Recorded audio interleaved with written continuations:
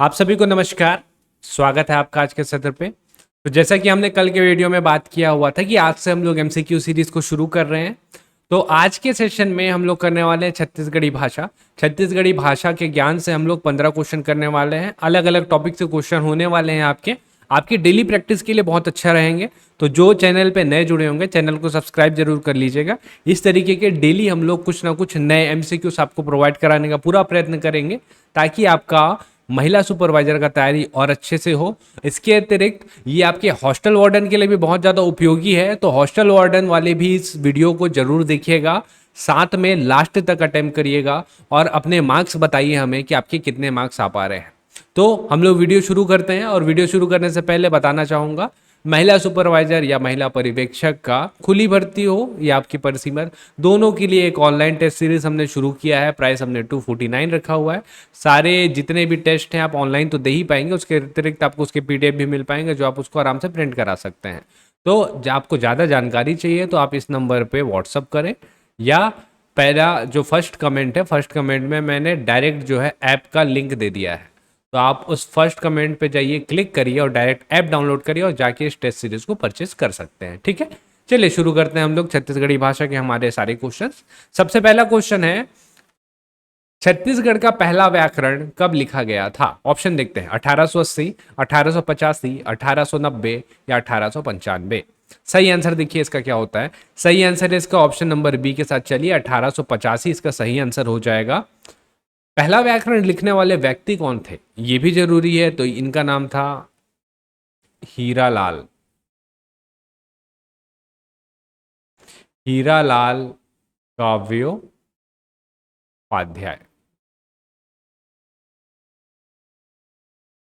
हीरालाल काव्योपाध्याय नाम बहुत इंपॉर्टेंट है, ध्यान रखिएगा। इनको छत्तीसगढ़ का पाणिनि भी कहा जाता है। कौन है जो छत्तीसगढ़ के पाणिनि के नाम से प्रसिद्ध है, ऐसा क्वेश्चन भी पूछा ही हुआ है। तो याद रखिएगा ये है आपके हीरालाल काव्योपाध्याय, 1885। अगला, प्राचीन छत्तीसगढ़ किन की रचना है? बलदेव प्रसाद मिश्र, बुधराम यादव, प्यारेलाल गुप्त या माखन मिश्र। बताइए सही आंसर क्या है। साहित्यकार से आपका संबंधित जो है क्वेश्चन आता ही है। हमने पहले एक बार रिकॉर्ड किया था लेकिन उसकी क्वालिटी थोड़ी सी लो है, पहले पहले रिकॉर्डिंग में था। एक वर्क हो रहा है, साहित्यकार को मैं आपको एक अच्छे वीडियो पे मैं आपको कवर करवाऊंगा, आपको हेल्प मिलेगा उससे। इसका जो सही आंसर प्राचीन छत्तीसगढ़ प्यारेलाल गुप्त जी की रचना है। प्राचीन छत्तीसगढ़ को कभी कभी जो हमारा सीजी व्यापम और सीजीपीएससी है ना, अपने ऑथेंटिक सोर्स का हिस्सा मान के उससे आंसर लेता है। तो ये हो चुका है, तो इसको ध्यान रखिएगा, बहुत इंपॉर्टेंट किताब है। अन्य कुछ और इंपॉर्टेंट रचना है उसको भी याद रखें हम लोग। एक है आपका ग्रीस का सुधार, इंपॉर्टेंट है। एक है फ्रांस राज्य की क्रांति का इतिहास, पूछा हुआ है। फ्रांस राज्य की क्रांति का इतिहास, एक दिन भी इनकी रचना है, एक दिन। और एक और रचना हुआ है लोचन प्रसाद पांडे, जीवनी, लोचन प्रसाद पांडे जीवनी, ये भी इनकी रचना है ना। तो ये बहुत इंपॉर्टेंट रचनाएं हैं, सारे आपको ध्यान रखना है। नारी संबल पत्रिका के संपादक कौन है? शकुंतला तरार, निरुपमा शर्मा, नंद किशोर तिवारी और दानेश्वर शर्मा। बताइए सही आंसर क्या हो जाएगा इसका। इसका जो सही आंसर है वो हो जाएगा आपका नारी संबल पत्रिका, ऑप्शन नंबर ए, शकुंतला तरार करिएगा, ये सही आंसर है। बाकी सारे लोग भी हैं और इंपॉर्टेंट लग रहे हैं, देख लेते हैं एक बार कौन है ना। तो अपने को दिख रहे हैं Nand Kishore Tiwari, option number C. तो दो बहुत फेमस चीजें हैं इनकी, एक है इनका परेमा और एक है लोकाक्षर। परेमा और लोकाक्षर, ये दो चीजें नंद किशोर तिवारी जी की हैं, इनको जरूर ध्यान रखिएगा।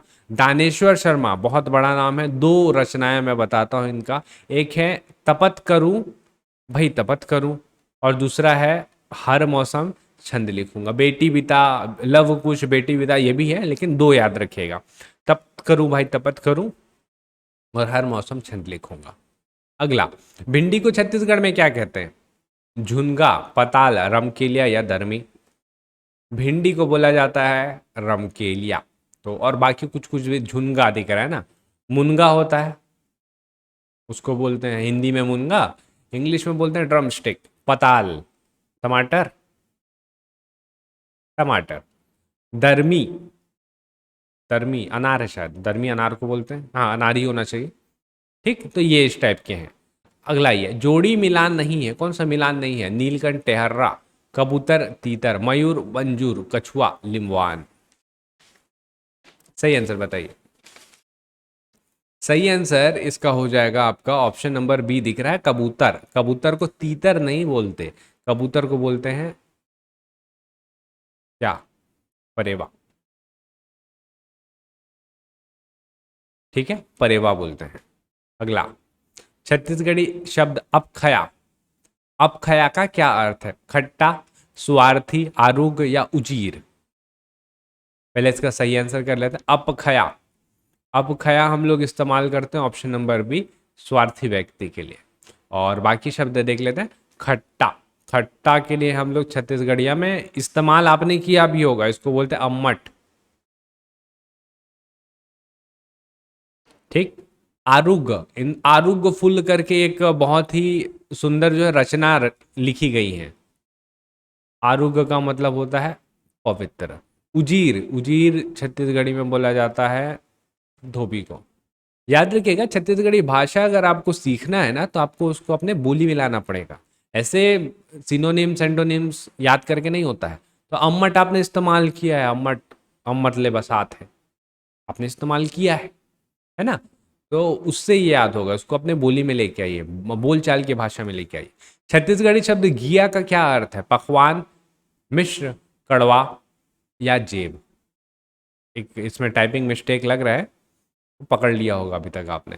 तो घिया जो है छत्तीसगढ़ी में हम लोग इस्तेमाल करते हैं मित्र के लिए। मिश्र नहीं होगा, ये होगा आपका त्र, मित्र, मित्र होगा। ठीक। पकवान, हम लोग बोलते हैं पकवान को कलेवा। गढ़ कलेवा आपने सुना है? गढ़ कलेवा छत्तीसगढ़ का पकवान। गढ़ यानी कि छत्तीसगढ़ का पकवान, कलेवा यानी पकवान, ऐसा। ठीक है। कड़वा तो देहात में बोलते करू लागत है। और जेब, जेब को हम लोग बोलते हैं छत्तीसगढ़िया में खीसा, खीसा। ठीक है, चलिए अगला। पहली है जनेऊला, एक दांत के टेढ़का डौका नहीं डरावे भादो के लहू का। पहली का क्या अर्थ है? इसको दोबारा पढ़िए। एक दांत के टेढ़का डौका नहीं डरावो भादो के लौका। पहली का क्या अर्थ है? खेत, नाम, नांगर या आईना? आप इसको थोड़ा सा विचार करिए, मैं आपको आंसर बताता हूँ। इसका सही आंसर ऑप्शन नंबर सी, नांगर। देखिए जब भी आएगा ना आपका जनेऊला या पहेली आएगा, तो कुछ 4-5 बार पढ़िए, आपको आंसर निकलेगा। एक दांत के टेढ़गा डौका, एक दांत रहता है, रहता है कि नहीं रहता है? एक दांत रहता है, टेढ़गा रहता है ना? नहीं डरावे भादो के लहू, भादो, भादों में ही तो इस्तेमाल किया जाता है नांगर को। ऐसे करके इसका आंसर निकलता है। इसको 4-5 बार पढ़िए, आपको आंसर मिलेगा। अगला, चढ़ेला नाक में धरेला कान, बता ओहर कौन है इंसान। पहली का क्या अर्थ है? चश्मा, बंदूक, बिजली और गुस्सा। थोड़ा आपने अगर अभी लगाया होगा, बुद्धि लगाया होगा, तो आप तुरंत पकड़ लिए होंगे इसको। इसका सही आंसर है चश्मा। चढ़ेला नाक में चढ़ा हुआ, धरेला कान, कान में है ना? चलिए अगला, बीजा कार्यक्रम का संबंध किससे है? छत्तीसगढ़ के लुप्त होते शब्द को संग्रहित करने हेतु एक कार्यक्रम प्रारंभ किया गया है। छत्तीसगढ़ से संबंधित भाषाएं की पुस्तकों को संग्रहित करना, छत्तीसगढ़ से संबंधित लेखक लेखिकाओं से संबंधित कार्यक्रम है, या इनमें से कोई नहीं? तो बीजा कार्यक्रम का मुख्य उद्देश्य जो है आपका ऑप्शन नंबर ए, छत्तीसगढ़ के लुप्त होते शब्दों को संग्रहित करने हेतु एक कार्यक्रम आरंभ किया गया है। बीजा कार्यक्रम का बहुत मतलब आप देखेंगे सांस्कृतिक महत्व बहुत ज़्यादा है। जैसे एक वर्ड है हम लोग इस्तेमाल आजकल नहीं करते, कुशल मंगल, क्या हाल चाल है, बोलते हैं ना छत्तीसगढ़िया में हम लोग इसको बोलते हैं बने बने, इस्तेमाल नहीं होता है। तो इस टाइप के शब्दों को हम लोग को प्रचलन में लाना है, इस वजह से हमने बीजा कार्यक्रम इस्तेमाल किया है। सरकार ने इस्तेमाल किया है, शुरुआत किया है, इसको आपको और हमको जो है लाना पड़ेगा, अपने व्यवहार में लाना पड़ेगा, तब जाके ये कार्यक्रम सफल होगा। आगे चले। छत्तीसगढ़ी शब्द अढ़ोना का हिंदी अर्थ क्या है? टोकरी, खेत का किनारा, आदेश देना या मस्ती करना?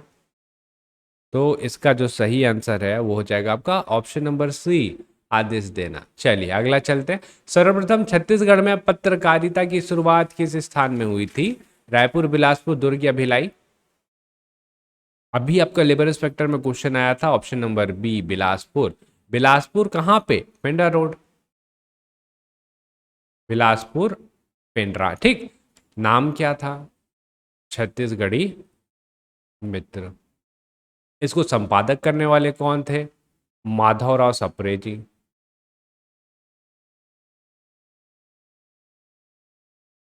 माधवराव सप्रे जी। और इनके सहयोगी कौन थे? राम राव। हम लोग छत्तीसगढ़ के इतिहास में पहुंच गए, लेकिन देख रहे हैं तो देख ही लेते हैं। राम राव, है ना? तो ये है। और टाइम कब था? टाइम फ्रेम कब है? तो 1900, 1900। ठीक, चलिए अगले क्वेश्चन में चलते हैं। छत्तीसगढ़ी कालम गुड़ी की गोट किस समाचार पत्र के द्वारा प्रकाशित किया जाता है? दैनिक भास्कर, नवभारत, हरिभूमि या पत्रिका? पहले आंसर कर लेते हैं। तो गुड़ी के गोट आपको मिलेगा ऑप्शन नंबर बी, नवभारत में। आप कभी नोटिस शायद नहीं किए होंगे, जो पुराने लोग हैं उसको अच्छे से जानते हैं। आप जब समाचार पत्र पढ़ेंगे ना, तो एक कॉलम आपको दिखेगा छत्तीसगढ़ी के लिए डेडिकेटेड मिलेगा। तो ये गुड़ी के गोट नाम का जो है आपको नवभारत में मिलेगा। जब आप दैनिक भास्कर खोलेंगे तो दैनिक भास्कर में उसी वाला जो कॉलम है, उस कॉलम का नाम रहता है संगवारी। छत्तीसगढ़ से संबंधित कहानी, छत्तीसगढ़ के लेख, छत्तीसगढ़ से संबंधित किस्से, ये सारे रहते हैं इसमें। हरिभूमि, हरिभूमि चौपाल नाम से मिलता है आपको। ये छत्तीसगढ़ के कल्चर, छत्तीसगढ़ की बोली भाषा को बढ़ावा देने के लिए है। और पत्रिका में आपको मिलेगा पहट। इसको अगली बार जरूर नोटिस करेगा, जो अभी अभी जुड़ रहे हैं ना वो जरूर नोटिस करेगा इसको। एक टांग एक टोपी, 12 देश ले निकरे जोखी। जनेऊला का अर्थ बताइए। मुनगा, जोगनी, फुटू या जूता? एक बार विचार करिए, आंसर बताता हूं मैं आपको इसका। इसका जो सही आंसर है वो आपका ऑप्शन नंबर सी, फुटू। फुटू जानते ही हैं, मौसम आहे क्या? एक टांग एक टोपी, ऐसे एक टांग बनाइए और फिर एक टोपी बनाइए, बना? फुटू इसका सही आंसर है। फुटू और फुटू। छत्तीसगढ़ राजभाषा आयोग के प्रथम अध्यक्ष कौन थे? डॉक्टर विनय कुमार पाठक, श्यामलाल चतुर्वेदी, दानेश्वर शर्मा या रविशंकर शुक्ल जी? सही आंसर है हमारे पहले, पंडित श्यामलाल चतुर्वेदी जी। ठीक है, तो इनका नाम जरूर ध्यान रखिएगा। विनय कुमार पाठक जी भी रहे हैं, दानेश्वर शर्मा भी रहे, रविशंकर शुक्ल जी नहीं रहे। कभी कभी पूछता है कि नहीं थे, कौन नहीं थे, इस टाइप से। ठीक है, तो इस टाइप से क्वेश्चन भी आपका पूछता है, तो इसके लिए भी आप प्रिपेयर रहिएगा। जो साहित्यकार वाला पोर्शन है उसके ऊपर वर्क हो रहा है, उसको मैं आपको बहुत जल्दी करवाऊंगा।